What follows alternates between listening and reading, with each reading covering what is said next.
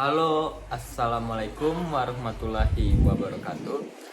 Perkenalkan, nama saya Farhan Surya Ramadan Renan dari Prodi D3 Akuntansi dengan NPM C0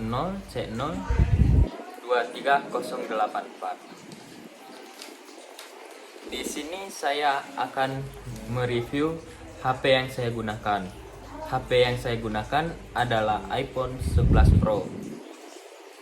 Sebelum kita membahas dan mereview HP yang saya gunakan, kita bahas dulu tentang iPhone itu dari mana. iPhone adalah barang dari perusahaan Apple, dan Apple adalah perusahaan teknologi multinasional yang berpusat di Cupertino, California, yang merancang, mengembangkan, dan menjual barang elektronik konsumen, perangkat lunak komputer, dan layanan daring. Perangkat keras yang diproduksi Apple meliputi telepon pintar iPhone, komputer tablet iPad, komputer pribadi Mac, pemutar media portable digital Apple, TV, dan pengeras suara pintar HomePod. Perangkat lunak yang diproduksi Apple meliputi sistem operasi macOS dan iOS, pemutar media iTunes, dan penjelajah web, Safari, dan perangkat kreativitas dan produktivitas iLife dan iWork, serta berbagai aplikasi profesional seperti Final Cut Pro, Logic Pro, dan Xcode. Layanan daringnya meliputi iTunes Store, iOS App Store, dan Mac App Store, Apple Music, dan iCloud. Apple didirikan oleh Steve Jobs, Steve Wozniak, dan Ronald Wayne pada April 1976 untuk mengembangkan dan menjual komputer pribadi Apple I. Buatan Wozniak, perusahaan ini resmi berdiri dengan Apple Computer Company. Pada Januari 1977, penjualan komputernya termasuk Apple II menandai pertumbuhan perusahaan ini dalam kurun beberapa tahun. Jobs dan Wozniak memperkerjakan banyak perancang komputer dan memiliki lini produksi Apple, dan menjadi perusahaan terbuka pada tahun 1980 dan meraup laba yang sangat besar. Selama beberapa tahun berikutnya, Apple memproduksi komputer baru yang memiliki antarmuka pengguna grafis inovatif seperti Macintosh pertama tahun 1984. Iklan produk Apple mendapat banyak pujian, namun harga produknya yang mahal dan perangkat lunaknya yang sedikit menjadi sumber perpecahan antara petinggi perusahaan pada tahun 1985. Wozniak keluar dari Apple dan Jobs mengundurkan diri. Jobs memboyong sejumlah karyawan Apple dan mendirikan perusahaan baru pada tahun berikutnya. Seiring perkembangannya pasar komputer pribadi, angka penjualan komputer Apple menurun karena para pesaingnya menjual produk yang lebih murah, terutama komputer yang menggunakan sistem operasi Microsoft Windows. Perombakan petinggi Apple terus berlangsung sampai CEO Gil Amelio memutuskan pada tahun 1977 untuk membeli NeXT dan mengajak Jobs kembali ke Apple. Jobs kembali memimpin perusahaan dan diangkat menjadi CEO tidak lama kemudian. Ia mulai membangun kembali status Apple dengan membuka toko retail pada tahun 2001, mengakuisisi sejumlah perusahaan perangkat lunak.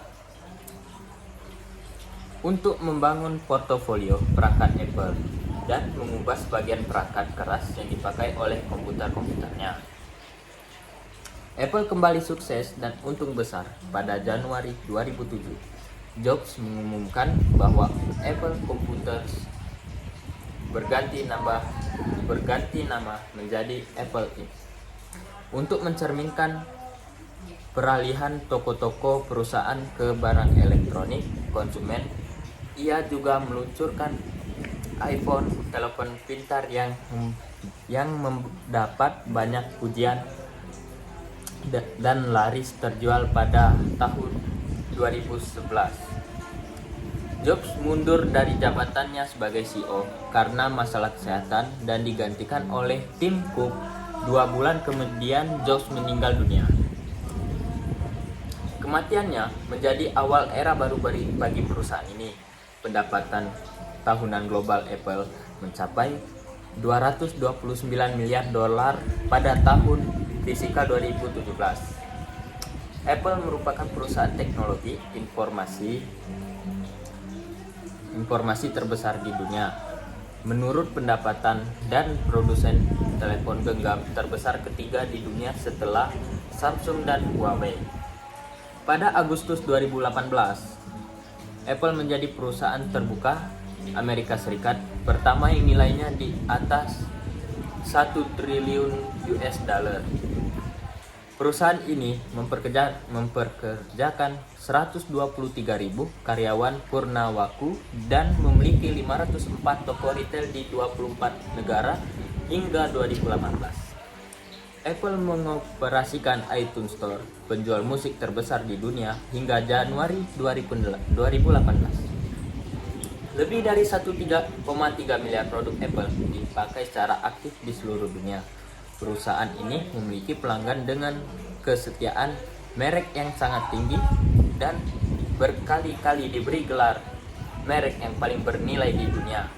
Namun Apple mendapat banyak kritik atas praktik tenaga kerja oleh kontraktornya, dampak lingkungan, dan praktik bisnisnya, termasuk sikap anti persaingan serta sumber bahan-bahan produknya.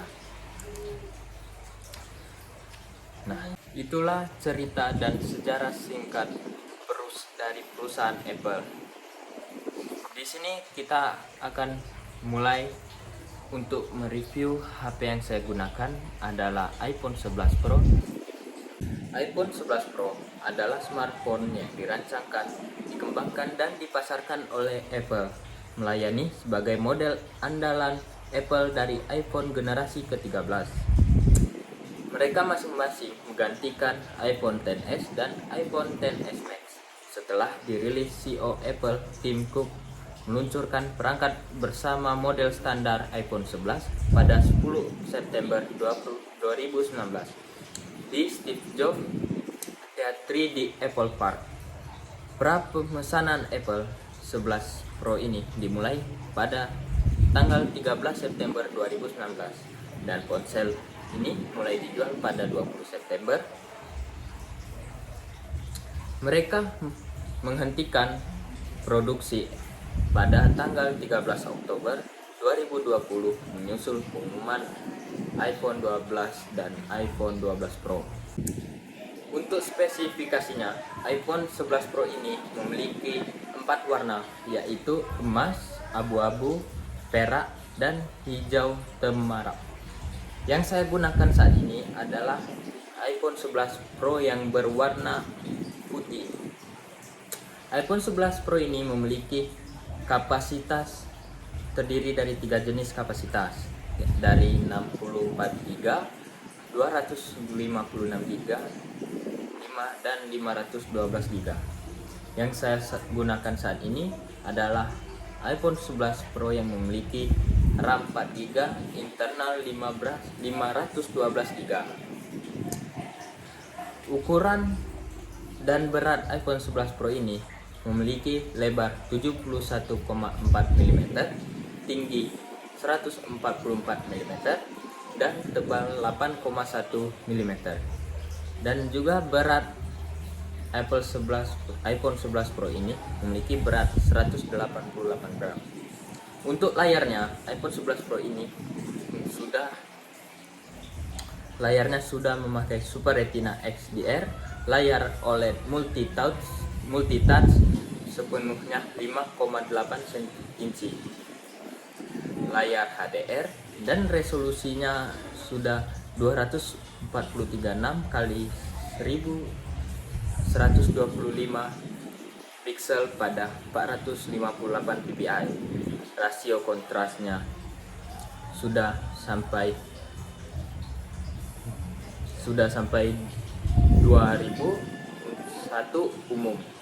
Layarnya sudah ada fitur True Tone, layar warna luasnya ada haptic touch, kecerahan maksimal 800 nit, kecerahan maksimalnya 1200 nits HDR. Lapisan oleobic anti sidik jari mendukung tampilannya sebagai bahasa dan karakter cara bersamanya.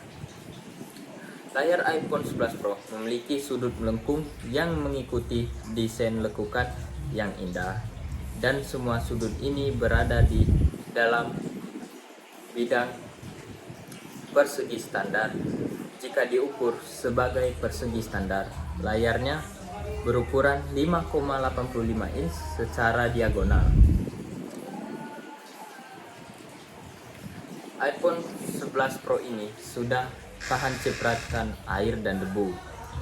Dan iPhone 11 ini juga memakai chip A13 Bionic Natural Engine generasi ketiga. Dan chip ini adalah chip paling bagus dan paling kencang untuk pada tahun 2019. Untuk iPhone 11 Pro ini sudah memiliki 3 kamera yang terdiri dari 3 kamera 12 megapiksel, ultra wide, dan telephoto. Dan perekaman videonya mampu merekam video 4K pada kecepatan 24 fps sampai dengan 60 fps. Mampu merekam video HD 1080 pada kecepatan 30 sampai dengan 60 fps. Dan untuk daya tahannya, HP ini saya sudah memakai dalam kurun waktu 2 tahun untuk pemakaian sehari-hari. Untuk ketahanan HP ini atau baterainya juga sudah untuk sehari-hari bisa mencapai 5-6 jam untuk pemakaian rutin. Lebih tahan daripada seri-seri sebelumnya.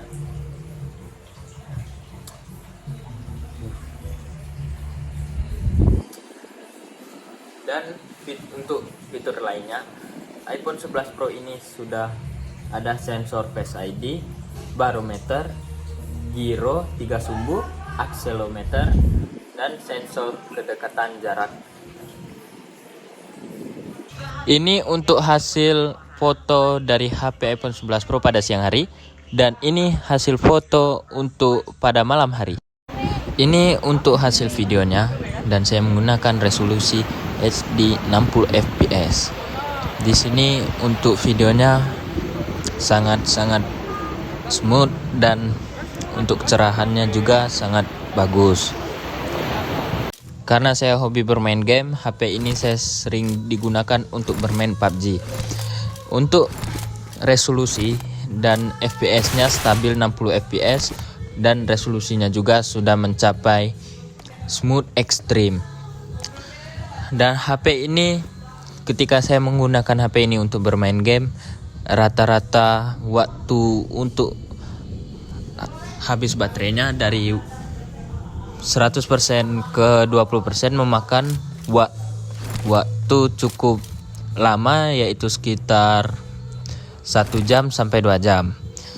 Lumayan tahan, dan juga kalau memakai dan memainkan game di HP ini juga sangat-sangat panas. Bisa suhunya di sekitaran 20 derajat dan begitu. Walaupun suhu yang kita mainkan sangat panas, tetapi untuk FPS-nya tetap stabil. Sekian untuk video review saya. Wassalamualaikum warahmatullahi wabarakatuh.